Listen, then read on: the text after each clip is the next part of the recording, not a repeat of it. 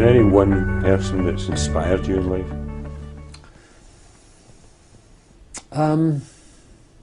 It sounded a wee bit corny, this, but my father.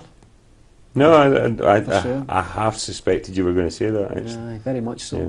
I mean, my dad comes from like the 30s, and my dad came to a family of 10 in one room in Anderston, right? And there was actually 12 of them. 2 of them died when they were babies. So he came for that absolute squalor that we can't even imagine, even beyond, today. And he managed to actually pull himself out of that. He managed to take responsibility. Imagine that this guy coming for that, a family of 10 in Anderston in the 30s, suddenly had a single parent. You can't imagine that at all, suddenly on your own. Yeah, and as you say, in days when men didn't bring up kids. Yeah. Didn't happen, just didn't happen at all. So that, every time I think back to him, God bless him, he passed away 5 years ago now, and I miss him every day.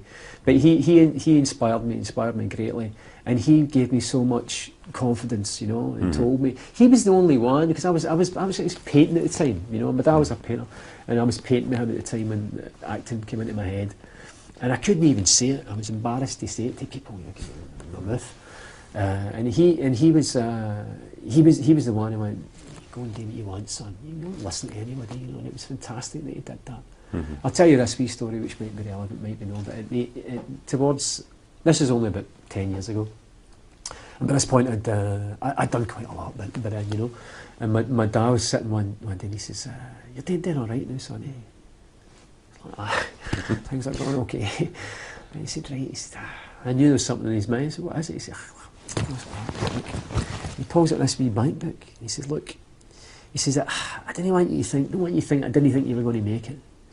But when you said you were going to be an actor, he said, I put a wee bit of money that day. I was starting to cry already, going, what? He didn't have any money at all. He brings out this bank book. I can't even remember how much was in it. It was £800 or something like that. I was like, where did you get this? He said, I've just been sticking it away. He says, I thought if it didn't work out, get your wee set of ladders. And be back with the painting again. Brilliant. So my dad's the man. Brilliant. And I suppose typifies the fact that support is essential for whether you know you need it or not. Yeah, well, absolutely. That's a really good way of putting it as well. Whether you know you need it or not, we all do. Because I've been in that place as well. I've been in that kind of, I don't need anybody kind of space. Probably because of what happened with my mother, particularly as a teenager, as an early teenager. You know what I mean? Getting home and having to make the tea for my dad. I didn't like it. And I was really an entirely different wee person back then. But that kind of thing that eats away, it just becomes a bigger rock. Just get the rock off your shoulder when it's a pebble.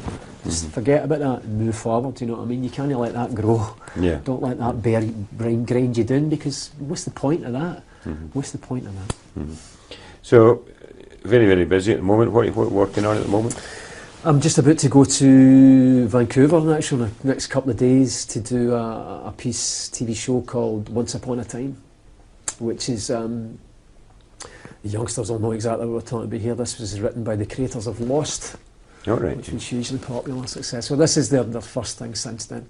And it's a really bizarre, weird and wonderful thing. It's set in the fairy tale world, and it's set in the real world as well. And the fairy tale characters kind of come into the real world and back and forward.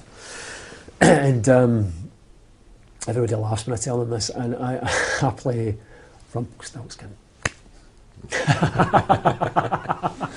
Who's absolutely totally insane, and what's happened in fairyland, you see, is there's an evil queen, and the evil queen's put a curse on all the fairy tale characters because she's fed up with happy endings. No more happy endings. So Snow White tries to do something about it, and she comes. The only person the queen's scared is Rumpelstiltskin. The only person. They've built a jail in fairyland just for him. It sounds very interesting, and thank you for doing the interview today. Hopefully your support of With Kids will lead to a few more happy endings for the kids. Absolutely, I really hope so. All the best to everybody, and good luck.